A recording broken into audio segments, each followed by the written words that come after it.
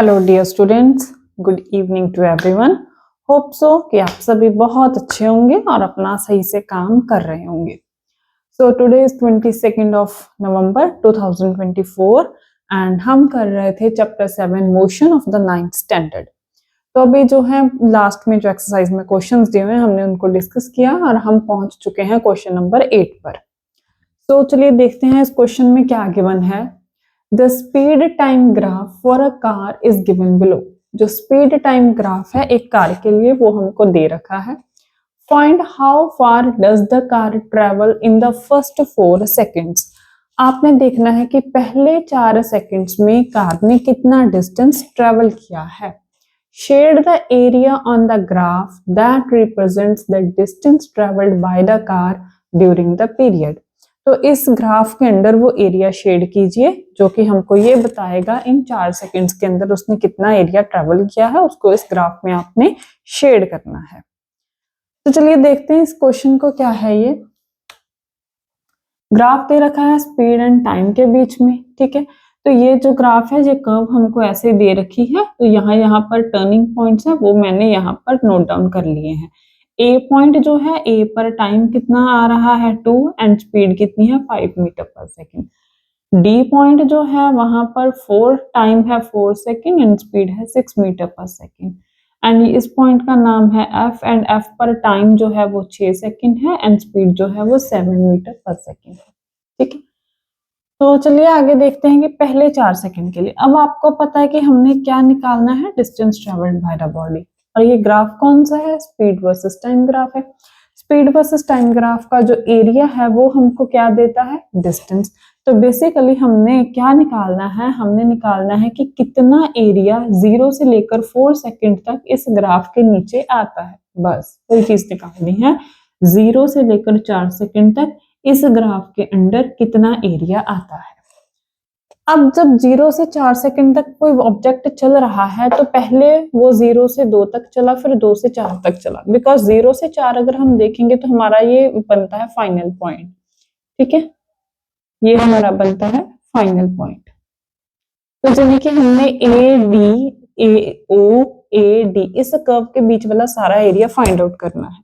अब हम ये एरिया फाइंड आउट कैसे करेंगे, तो ये तो एक आ गई लाइन आ गई, इसके बाद ये थोड़ा टेढ़ी हो गई। अगर तो ये सीधी सीधी होती तो ये एक ट्रायंगल बन जाता। ले फिर इसलिए हम पूरी इस फिगर को क्या करेंगे, 2 हिस्सों में डिवाइड कर लेते हैं। पहले 0 से 2 सेकंड तक, फिर 2 से 4 तक। तो 2 पहले आए 0 से 2 तक,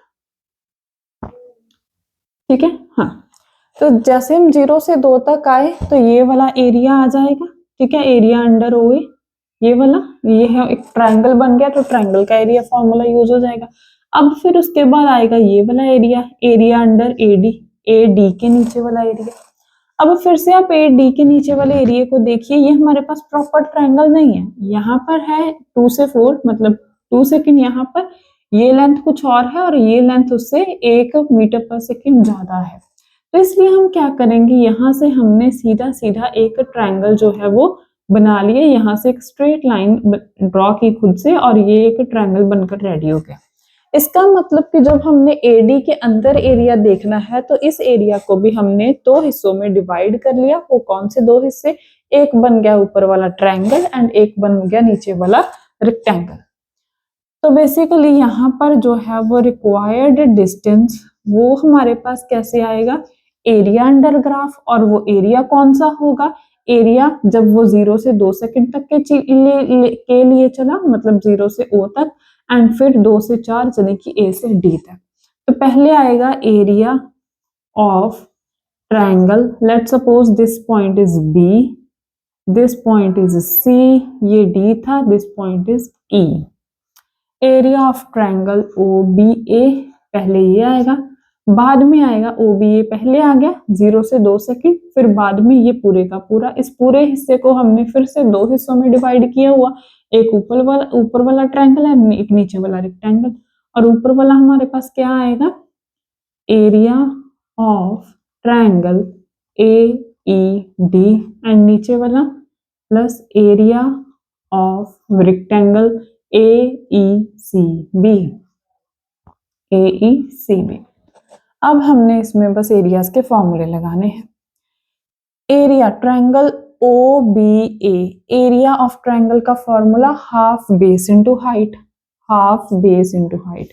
इस ट्रायंगल में आप देखिए बेस क्या है हमारे पास ओ बी एंड हाइट क्या है हमारे पास बी से A, plus area of triangle A E D, A E D यानी कि ये वाला that is half base into height. Base इसका क्या है ए से ई एंड हाइट इसकी क्या है ई से D, plus area of rectangle A E C B that is length multiply by breadth. So इसकी जो लेंथ है बी से सी एंड ब्रेड्थ है सी से ई, ठीक। देन हाफ ओ बी की वैल्यू, ओ पॉइंट मतलब 0 पर है, बी 2 0 से 2 सेकेंड, 2 माइनस 0 कितना आ गया 2 सेकेंड। बी से ए, बी से ए बी था यहाँ पर और ए है यहाँ पर स्पीड कितनी थी 0 और यहाँ तक स्पीड कितनी हो गई 5, तो इसका मतलब ये कितना बन गया 5, प्लस हाफ ए ई, ए से ई तक, A E is equal to B C, here A E is equal to B C that is 4 minus 2 2 second and E D, here it is E जो 5 मीटर पर सेकेंड के सामने है and D point जो है वो 6 metre पर second के सामने है एंड ई से डी का पिछला जो डिस्टेंस है वो कितना आ गया हमारे पास 1, plus B C into C E, B C again 2 second and C E, C से ई तक है, ई के सामने क्या है 5, तो ये क्या आ गया 5 मीटर पर सेकेंड स्पीड आ गई। इसको कैलकुलेट किया, 2 से 2 कैंसिल 5 प्लस 2 से 2 कैंसिल 1 प्लस 5 2 ज़ा 10, तो 5 1 6 और 10 कितने बन गए 16 मीटर। इसका मतलब कि बॉडी ने 0 से 4 सेकंड तक कितना डिस्टेंस कवर किया 16 मीटर, और वो सारे का सारा डिस्टेंस था क्या area under this curve O से डी तक। ये सारे का सारा आपको शेड करना है साथ में। तो इस पूरे एरिया को हमने दो हिस्सों में, पहले 2 हिस्सों में डिवाइड किया, फिर दूसरे हिस्से को भी 2 हिस्सों में, यानी कि टोटल इसको हमने 3 हिस्सों में करके जो है वो डिवाइड किया, डिवाइड करके कैलकुलेट किया, ठीक है। ओके, तो इसका आंसर आया हमारे पास 16 मीटर। जो ये था इसका ए पार्ट। अब इसी क्वेश्चन का जो बी पार्ट है, बी पार्ट में उसने क्या पूछा हुआ है, which part of the graph represents uniform motion of the car, कि जो ग्राफ है हमारा, इस ग्राफ में ग्राफ का कौन सा हिस्सा है जो कि हमको यूनिफॉर्म मोशन के बारे में बता रहा है। अब यूनिफॉर्म मोशन का कौन सा हिस्सा है बता रहा है, यहाँ पर देखिए स्पीड जो है वो टाइम के साथ चेंज हो रही है, यहाँ पर भी चेंज हो रही है, लेकिन यहाँ पर जो स्पीड है वो टाइम के साथ चेंज नहीं हो रही, ठीक है। 6 सेकंड पर भी स्पीड कितनी थी 7 मीटर पर सेकंड, 8 सेकंड पर भी स्पीड कितनी है 7 मीटर पर सेकंड, 10 सेकंड पर भी स्पीड कितनी है 7 मीटर पर सेकंड। तो अगर आप कर्व एफ जी को देखेंगे तो इसमें हमारी स्पीड चेंज नहीं हो रही, इसका मतलब कि एफ जी किसको रिप्रेजेंट कर रहा है यूनिफॉर्म मोशन को। तो यूनिफॉर्म मोशन इसमें क्या है, एफ से लेकर जी तक जो कर्व है वो यूनिफॉर्म मोशन है, स्पीड चेंज नहीं हो रही, इसमें एक्सेलरेशन क्या है 0 है, so it represents uniform motion, ठीक है। इसको आप अच्छे से देख लीजिए, फिर हम नेक्स्ट क्वेश्चन करते हैं।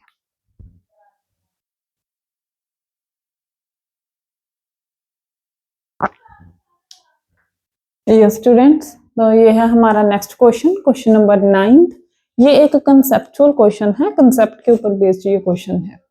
State which of the following situations are possible and give an example for each of these. आप इन सिचुएशंस में 3 सिचुएशंस आपको दे रखी हैं ए बी एंड सी, इनमें से आप देखिए कि कौन सी सिचुएशन पॉसिबल है, अगर पॉसिबल है तो उसकी आप कोई एक एग्जाम्पल भी दीजिए। तो फर्स्ट अगर हम देखें, an object with a constant acceleration but with 0 velocity, एक object with a constant acceleration, ये ए हो गया, ये बी हो गया, ये सी हो गया, ठीक है। तो पहले आप आ जाइए ए पर। N object with a constant acceleration but with 0 velocity, एक ऑब्जेक्ट जिसकी एक्सेलरेशन कांस्टेंट हो लेकिन उसकी वेलोसिटी 0 हो, वेलोसिटी 0 हो। अब आप देखिए, जब भी कोई चीज है आप ग्राउंड से लेकर नीचे से लेकर ऊपर को उछालते हो तो वो बॉडी तब तक ऊपर जाती है जब तक कि उसकी वेलोसिटी जीरो ना हो जाए। जैसे ही उसकी जिस पॉइंट पर उसकी वेलोसिटी जीरो होती है, at the highest point velocity zero होती है, वैसे ही वो चीजें जो है वो चीज जो अपने फेंकी थी ऊपर, वो नीचे डाउनवर्ड गिरना शुरू हो जाती है। इसका मतलब कि ये जो है ये पॉसिबल है कब, जब हम कोई भी वर्टिकल अपवर्ड मोशन होती है तो कोई बॉडी अपनी मैक्सिमम हाइट अटेन करती है। जब वो मैक्सिमम हाइट अटेन करती है तो वहां जाकर उसकी वेलोसिटी क्या हो जाती है, उस पॉइंट पर वेलोसिटी क्या हो जाती है, जीरो। जीरो वेलोसिटी, जब उसने जीरो वेलोसिटी हो गई, मैक्सिमम हाइट उसने कवर कर ली, तो उसी पॉइंट पर उस टाइम पर वेलोसिटी तो हो गई जीरो, लेकिन उसके ऊपर एक एक्सेलरेशन लग रही है, that is g towards the earth, which value is 9.8 metre per second square. तो उसके ऊपर इतनी एक्सेलरेशन लग रही होती है, लेकिन एट द हाईएस्ट पॉइंट उसकी वेलोसिटी क्या है, जीरो है। तो ये सिचुएशन पॉसिबल है। Next is an object moving with an acceleration but with uniform speed. एक ऐसा ऑब्जेक्ट जिसकी एक्सेलरेशन तो हो कुछ ना कुछ, लेकिन फिर भी वो यूनिफॉर्म स्पीड से चले। अब यूनिफॉर्म स्पीड का क्या मतलब है कि स्पीड टाइम के साथ चेंज नहीं हो रही। स्पीड टाइम के साथ चेंज नहीं हो रही तो माइंड में ये स्ट्रक करता है कि एक्सेलरेशन नहीं होगी, लेकिन नहीं, ऐसा नहीं है। ये एक्सेलरेशन कब होती है, जब वेलोसिटी में चेंज होता है, और वेलोसिटी जो है उसका चेंज होने का मतलब क्या है कि इसके मैग्नीट्यूड में भी चेंज हो सकता है, प्लस इसके डायरेक्शन में भी चेंज हो सकता है, और ईदर वन ऑफ देम, जहां तो सिर्फ मैग्नीट्यूड में चेंज हो जाए, जहां सिर्फ डायरेक्शन में चेंज हो जाए, तब भी वेलोसिटी में चेंज आ जाता है। वेलोसिटी में चेंज आना मतलब कि एक एक्सेलरेशन है। तो आपको पता चल ही गया होगा कि मैं किस चीज की बात कर रही हूँ। तो मैं बात कर रही हूँ सर्कुलर मोशन की। तो जब भी सर्कुलर मोशन होता है, स्पीड तो रहती है सेम, वेलोसिटी का मैग्नीट्यूड तो रहता है same in uniform circular motion. कि सपोज अगर कोई ऑब्जेक्ट है वो 5 मीटर पर सेकंड के साथ रोटेट कर रहा है, घूम रहा है, तो वो 5 मीटर पर सेकंड के साथ ही घूम रहा है। हर पॉइंट पर उसकी स्पीड जो है वो यही है, लेकिन एट एवरी पॉइंट उसकी डायरेक्शन क्या हो रही है, चेंज हो रही है। हर एक पॉइंट पर डायरेक्शन चेंज हो रही है, दैट इज वेलोसिटी चेंज हो रही है, that is it have some acceleration. तो यहाँ पर वेलोसिटी का magnitude that is its speed, वो तो रहती है constant, speed is uniform, but direction changes, that it have a acceleration because its velocity changes with direction, so that's why it have acceleration. So it is in the case of uniform circular motion. Now come to the C question. An object moving in a certain direction with an acceleration in the perpendicular direction. एक ऐसा object जो कि move कर रहा है किसी particular direction में, उस पॉइंट पर, जिस पॉइंट पर भी वो है, वहां से जो भी एक्सेलरेशन की डायरेक्शन है उसके विद रिस्पेक्ट टू वो क्या है, परपेंडिकुलर है। अब ये जो केस है ये भी हमारे पास सर्कुलर मोशन में ही होता है। ये देखिए कैसे, सपोज ये हमारे पास सर्कल है, ठीक है, और आप हो यहाँ पर, ठीक है, और आपने मूव किधर को करना है, इधर को करना है, ठीक है। इस पॉइंट पर जो आपकी डायरेक्शन होगी वो बताएगा tangent at that point direction. तो इस पॉइंट पर सपोज ये आ गया हमारा टेंजेंट, यानी कि ये आ गई हमारी डायरेक्शन, किसकी डायरेक्शन, वेलोसिटी की डायरेक्शन। तो ये आ गई डायरेक्शन, लेकिन ये यूनिफॉर्म सर्कुलर मोशन है, तो इसलिए हर एक पॉइंट पर जो एक्सेलरेशन की डायरेक्शन होगी वो हमेशा क्या होगी, इनवर्ड होगी, towards the ratio, towards the centre of the circle along the radius of the circle. तो एक्सेलरेशन जो है वो हमेशा ही क्या रहेगी, along the radius of the circle towards the centre. And जो है हमारे पास direction of motion, that is motion की जो स्पीड है, वेलोसिटी है, उसकी डायरेक्शन जो रहेगी वो रहेगी हमारी टेंजेंट एट दैट पॉइंट।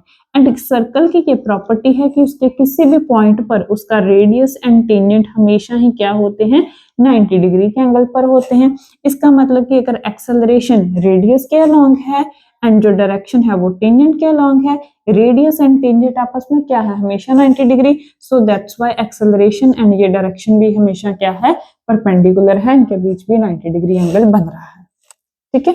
देख लीजिए आप उसको एक बार।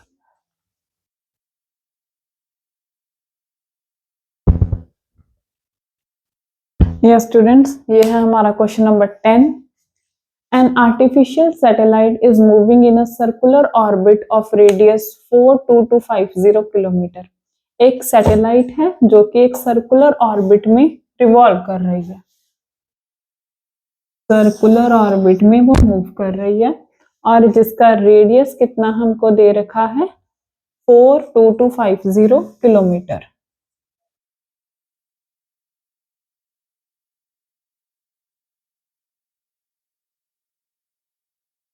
Calculate its speed if it takes 24 hours to revolve around the earth. तो हमने क्या फाइंड आउट करना है, सैटेलाइट की स्पीड फाइंड आउट करनी है। इफ इट टेक्स 24 आवर्स, तो कितना वो टाइम लेती है, 24 आवर्स लेती है to revolve around the earth. That is earth के अराउंड जो है वो चक्कर लगाने के लिए वो कितना टाइम लेती है, 24 आवर्स। ठीक है, सपोज यहाँ पर हमारी जो है वो अर्थ है, एंड अर्थ के अराउंड ये जो है वो चक्कर लगा रही है।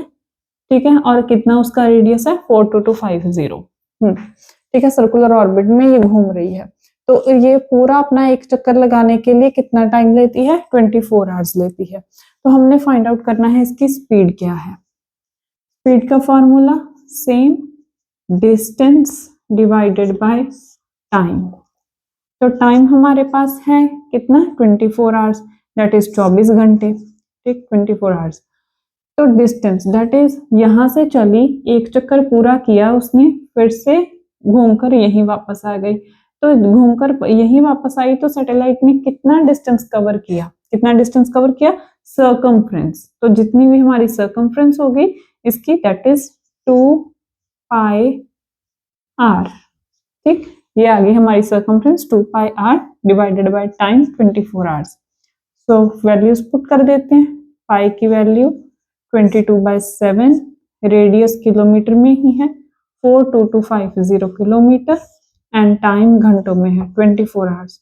तो इसको अगर हम सारे को कैलकुलेट कर लेंगे, देन आफ्टर द कैलकुलेशन हमारे पास इसका जो आंसर होगा वो होगा 11065.476 kilometre per hour, 476 kilometre per hour. ठीक है, तो ये जो है न्यूमेरिकल आपने खुद भी सॉल्व करना है, ये कैलकुलेशंस वगैरह खुद भी करनी है। तो जितना भी हमने किया है सारे का खुद भी एक बार रिवाइज करना है। तो इसको कैलकुलेट कर लेंगे तो ये वैल्यू जो है हमारी आ जाएगी। सिंपल फॉर्मूला लगा है स्पीड डिस्टेंस ओवर टाइम।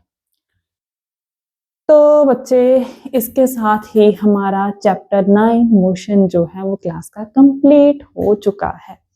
ठीक है, तो आप इसके एक बार जो सारे लेक्चर्स हैं, अगर आपने चैप्टर को बहुत ही अच्छे से करना है तो आपने अगर साथ साथ एक क्लास लगाई है तो फिर से आप इस चीजों को दोहराइए, रिपीट कीजिए। Repetition is very very important, बहुत ही ज्यादा जरूरी है रेपिटेशन।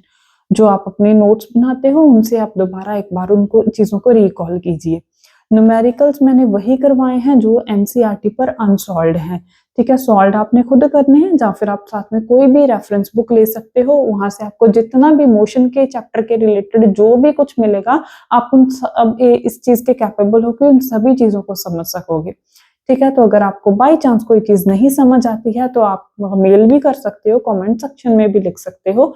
तो इसके साथ हमारा जो चैप्टर फर्स्ट है 9th मोशन वो कंप्लीट हो चुका है। ठीक है, तो मेरे को भी सच्ची बहुत खुशी हो रही है आज। तो टेक केयर एंड पढ़ते रहिए अपना। ठीक है, बाय बाय।